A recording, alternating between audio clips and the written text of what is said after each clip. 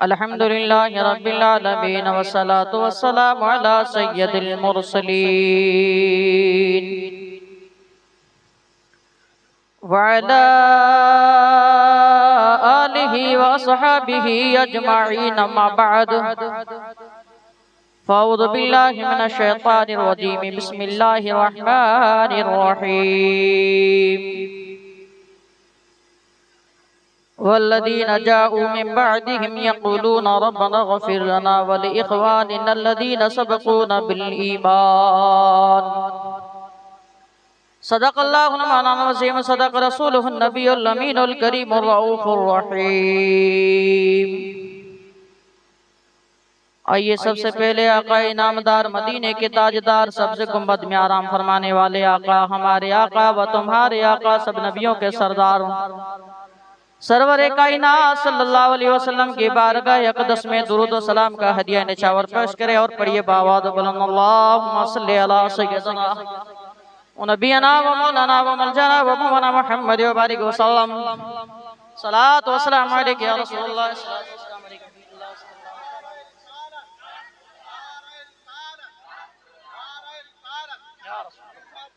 زندہ باد اللہ اکبر یا رسول اللہ۔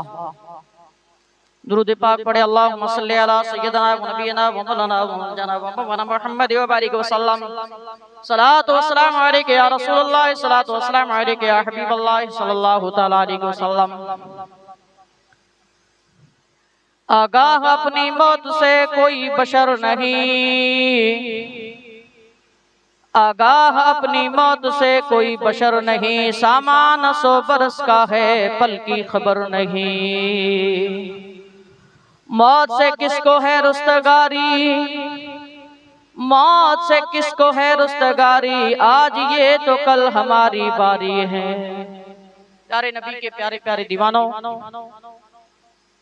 رب تبارک و تعالیٰ نے اپنی پیاری کتاب قرآن مجید میں ارشاد فرمایا والذین جاءوا من بعدهم یقولون ربنا اغفر لنا ولاخواننا الذین سبقونا بالایمان۔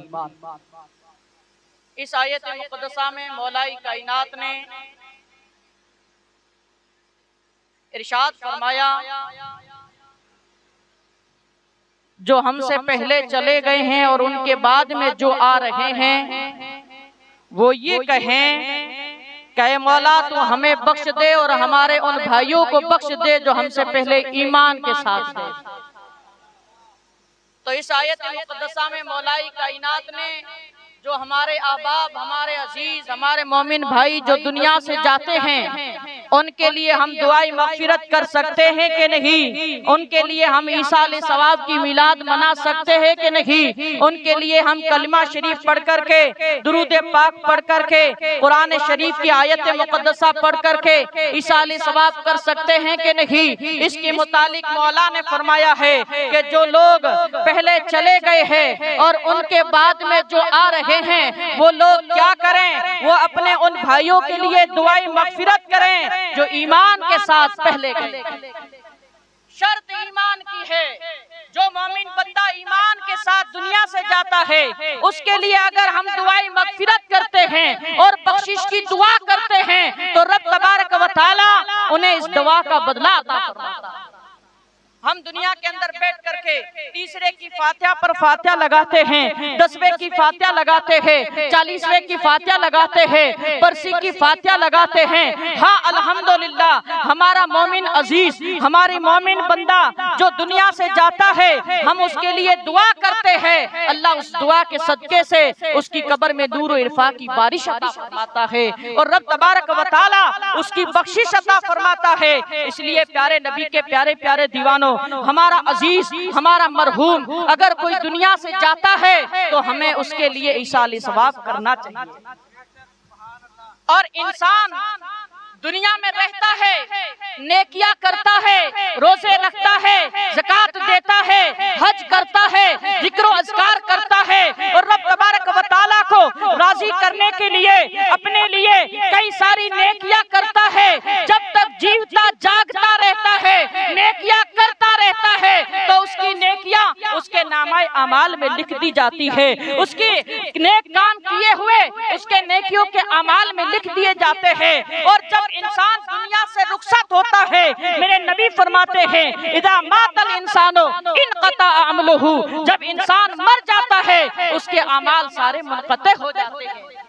اس کا مطلب یہ ہے کہ جب انسان کی آنکھ بند ہو جاتی ہے، روح پرواز کر جاتی ہے، تو اس کے بعد میں نیکیوں کا دفتر بند کر دیا جاتا ہے، نیکیوں کا رجسٹر بند کر دیا جاتا ہے۔ اب اس کے لیے کوئی نیکی نہیں لکھی جاتی الا من ثلاثہ، مگر 3 ایسی چیزیں ہیں جو مرنے کے بعد میں بھی اس کے نیکیوں کے رجسٹر کے اندر لکھی جاتی ہے۔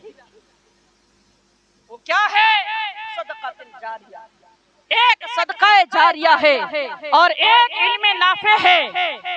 اور ایک ایسی نیک اولاد ہے جو دنیا کے اندر چھوڑ کر کے جاتا ہے اور وہ اس کے لیے دعا کرتا ہے، تو یہ بدلہ بھی اس کے رجسٹر کے اندر لکھا جاتا ہے۔ تو پیارے نبی کے پیارے پیارے دیوانوں، اگر بندہ مومن اپنی نیک اولاد کو چھوڑ کر کے جاتا ہے، جیسے ہی باپ کا انتقال ہوتا ہے، بیٹا کیا کرتا ہے؟ قرآن مجید کھولتا ہے اور قرآن کی آیتیں پڑھتا ہے، درود پاک پڑھتا ہے، کلمہ شریف پڑھتا ہے۔ اور کچھ لوگ تو ایسے ہیں، قاضی صاحب معاف کرنا مجھے، باپ مر گیا مول صاحب دوڑو کنی،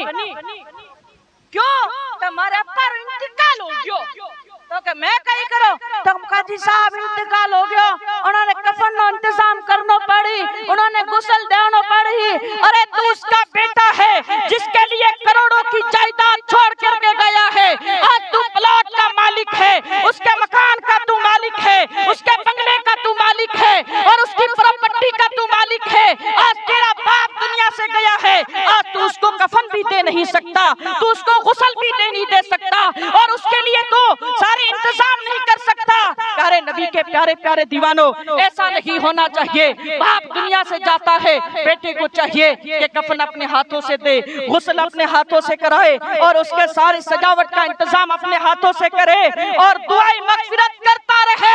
اور اس بیٹے کی دعا جو ہے زمین کی سطح پر بیٹا اس کے مغفرت کی دعا کرتا ہے، اور اللہ اسے مرحوم کو جنت عطا فرماتا ہے، جنت عطا فرماتا ہے۔ اس لیے پیارے نبی کے پیارے پیارے دیوانوں، ہمیں کیا کرنا چاہیے؟ اپنے مرحومین جو دنیا سے جاتے ہیں ان کے لیے دعائے مغفرت کرنی چاہیے، کلمہ شریف پڑھنا چاہیے، درود پاک پڑھنا چاہیے۔ اگر ہم ایک درود پاک پڑھ کر کے ایصال ثواب کی نیت سے اس کے بخشتے ہیں تو اللہ اسے جنت عطا فرماتا ہے۔ حضرت علامہ حضرت ایک اللہ کے محبوب بندے ایک روایت نقل فرماتے ہیں کہ ایک بڑھیا سرکار خواجہ حسن بصری رحمت اللہ علیہ کی بارگاہ میں آتی ہے اور عرض کرتی ہے کہ سرکار پہلے بھی اپنے مرید جو ہے اپنے پیروں کے پاس جایا کرتے تھے، اور اپنے جتنے بھی رشتہ دار جاتے تھے اور اپنی کئی ساری پریشانیاں جو ہوتی تھی اپنے پیروں کے پاس بیان کیا کرتے تھے، اور پیر بھی الحمدللہ ایسے ہوتے تھے کہ ان کی لوح اللہ سے ملی ہوئی ہوتی۔ سرکار خواجہ حسن بصری رحمت اللہ علیہ کی بارگاہ میں عورت آتی ہے اور بڑھیا آ کر کے عرض کرتی، سرکار میری بیٹی کا دنیا سے انتقال ہو گیا ہے، اور میں یہ چاہتی ہوں کہ اس کی قبر میں اس کے ساتھ کیا ہو رہا ہے، اس کو کیا عذاب دیا جا رہا ہے، اس کے ساتھ کیا معاملہ کیا گیا ہے۔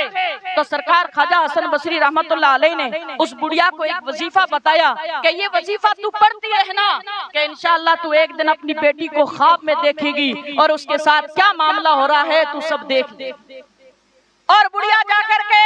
اس وظیفے کو پڑھنا شروع کرتی ہے، پڑھنا شروع کرتی ہے، پڑھتے پڑھتے کچھ وقت گزرتا ہے اور کچھ آنکھ گزرتی ہے اور کچھ لمحے گزرتے ہیں، کیا کرتی ہے کہ نیند میں سوتی ہے، خواب میں اپنی بیٹی کو دیکھتی ہے کہ اس کے جسم پر تارکول کا لباس پہنا ہوا ہے، یعنی ڈامبر کا لباس، اور اس کے گردن کے اندر زنجیریں لگی ہوئی ہے، اور اس کے پیروں کے اندر ہتھیلیاں لگی، اس کے پیروں کے اندر بیڑیاں لگی ہوئی ہے، اور اس کو جکڑا ہوا ہے، اور قبر کے اندر اس بیٹی کو عذاب دیا جا رہا ہے۔ اب رو رہی ہے، اور جیسے ہی ماں نے اپنی بیٹی کے یہ حالات کو دیکھا ہے تو ماں کا دل ہوتا ہے، बेटा चाहे कितना ही परेशान करता है, चाहे कितना ही माँ को तकलीफ देता है, लेकिन बेटे को जब कभी भी चोट पहुंचती है तो माँ का दिल दहल उठता है। और माँ अपने बेटे से कितनी प्यार करती है, माँ अपने बेटे से कितनी मोहब्बत करती है, इसका अंदाजा तो हम और आप लगा ही सकते हैं। और हम देखते हैं कि हमारी माँ अपने से कितनी मोहब्बतें करती है। बेटी का मामला जब से माँ ने देखा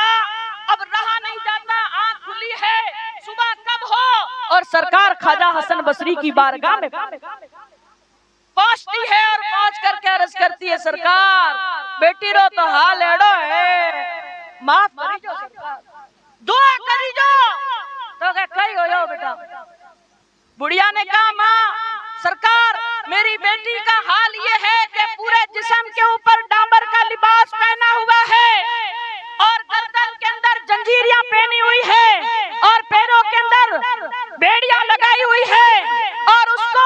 झंझोड़ा जा रहा है। सरकार ख्वाजा हसन बसरी रहमतुल्लाह अलैह ने जब उस बेटी का ये वाकया सुना तो बड़े मगमूम हो जाते हैं, बड़े परेशान हो जाते हैं और बड़े परेशान होते हैं और कहा कि मैं भी दुआ करता हूँ और तू भी दुआ करते रहना, अल्लाह तबारक व तआला उसे अजाब से निजात दे। सरकार ख्वाजा हसन बसरी रहमतुल्लाह अलैह उसके लिए दुआ करते हैं और कुछ वक्त आता है, सरकार ख्वाजा हसन बसरी रहमतुल्लाह अलैह एक ख्वाब देखते हैं। क्या देखते हैं कि जन्नत के अंदर एक हसीन और जमील लड़की तख्त पर बैठी हुई है, तख्त पर बैठी हुई है और उस लड़की की निगाह जैसे ही सरकार ख्वाजा हसन बसरी की तरफ पड़ती है तो वो बेटी कहती है, सरकार मैं वही लड़की हूँ जिसके बारे में मेरी माँ ने आपके बारगाह में आकर के कुछ अर्ज किया था। तो सरकार ख्वाजा हसन बसरी कहते हैं कि तेरे मुतालिक तो बताया गया था कि तू तो कब्र के अंदर अजाब दी जा रही थी, तेरे अंदर तेरे साथ तो मामला कुछ और हो रहा था। तो जवाब आया कि हाँ मुझे अजाब दिया जा रहा था, लेकिन वक्त ये हुआ, हाल ये हुआ कि एक कोई मोमिन बंदा कब्रिस्तान के करीब से गुजरा है और उसने दुरूद पाक पढ़ा है और दिल से दुरूद पाक मुस्तफा करीम सल्लल्लाहु अलैहि वसल्लम की बारगाह में पढ़ करके और हम तमाम मरहूमीन जो कब्र में सो रहे थे उन सबको ईसाले सवाब कर दिया। तो अल्लाह ने उस दुरूद को अपनी बारगाह में कबूल फरमाया और उस दुरूद पाक के सदके से मुझे एक को नहीं, हम दो मरहूमों को नहीं, बल्कि उस कब्रिस्तान के अंदर 560 मरहूमीन दफन थे, उन सबको अल्लाह ने बख्शिश फरमा दी और उनको जन्नत अता फरमा दी। तो इसलिए प्यारे नबी के प्यारे प्यारे दीवानों, जब किसी के यहाँ किसी का इंतकाल हो जाए ना तो अपन जाते हैं ना कि भाई ताजियत के लिए जावें, तीसरे की बात है कि बैठने जाऊं तो यूं बैठने जाओ। कुछ ऐसे लाग मौल साहब हाजी साहब, मैं इधर चिरायू की ढाणी से आगे उधर गया तो कुछ लोगों का माहौल ये है, किसी का इंतकाल हुआ कि भाई साहब फलाने जगह बैठन जाऊं और बैठन जान कहीं करे बस चुपा चुप थोड़ी देर बैठे की पड़े की कौन बैठा और पचड़ने बाद में बस बैठा, आए बीड़ी लाए, सिगरेट पिलाई, सारा नशा पता किया और चलो बस बैठने आया था गया। अरे बैठने से कुछ नहीं होगा, आप घर से निकलते हो, किसी का इंतकाल हो गया है, आप घर से निकलो, पढ़ो ला इलाहा इल्लल्लाह मुहम्मदुर रसूलुल्लाह, पढ़ो ला इलाहा इल्लल्लाह मुहम्मदुर रसूलुल्लाह। आप 10 कदम से आ रहे हो, 20 कदम से आ रहे हो, 100 कदम से आ रहे हो, आपने 100 मरतबा कलमा शरीफ पढ़ा है, नारे तकबीर, नारे रिसालत, अस्मते मुस्तफा, शाने मुस्तफा, शहजादे गौसे आज़म, नारे तकबीर, नारे रिसालत, अस्मते मुस्तफा। दुरूद पाक पढ़े, अल्लाहुम्मा सल्ली अला सय्यदना व नबीना व मौलाना व मरजाना व मौलाना मुहम्मद व बारिक वसल्लम। सलातो व सलाम अलैका या रसूलल्लाह, सलातो व सलाम अलैका या हबीबल्लाह सल्लल्लाहु तआला अलैहि वसल्लम। तो कि भाई साहब बैठने जाओ, पढ़े की कोनी को नी तो कोई कलमा पढ़े, नी कोई दुरूद शरीफ पढ़े, नी कोई जिक्र करे। इसलिए प्यारे नबी के प्यारे प्यारे दीवानों, अपनी कौम के अंदर और अपने समाज के अंदर भगावणी बोल साहब हक भगावणी जो कहीं तो उड़ावणी ले जाओ कहीं ले जाओ उड़ावणी कोई साल ले जाए कोई कपड़ो ले जाए कोई पोतियो ले जाए और अगर जमाई जी है तो उनके वास्ते अमामो पोतियो ले जाए और वो बंदा मंदाओ आने होक भगा दियो उड़ावणी ले गया। इसलिए प्यारे नबी के प्यारे प्यारे दीवानों याद रखी जो एड़ी उड़ावणी मत ले जाओ जिन्हें उड़ावणी रो दुनिया तक की ताल्लुक है आखिरत में उनके वास्ते कोई हिस्सा नहीं है। अगर उड़ावणी ले जावनी है और अगर रिश्तेदारी बख्शिश करावनी है तो घर से निकलने से पहले 100 मरतबा दुरूद पाक की डाली मुस्तफा करीम की बारगाह में पेश कर करेंगे और मरहूम के लिए उड़ावनी लेकर के जाओ। ये उड़ावनी ऐसी है कि उसके लिए कब्र के अंदर बख्शिश का जरिया